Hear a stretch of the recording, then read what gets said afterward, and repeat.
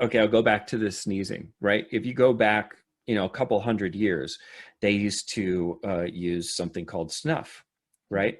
So it was ground tobacco into pulverized tobacco into this fine, fine powder.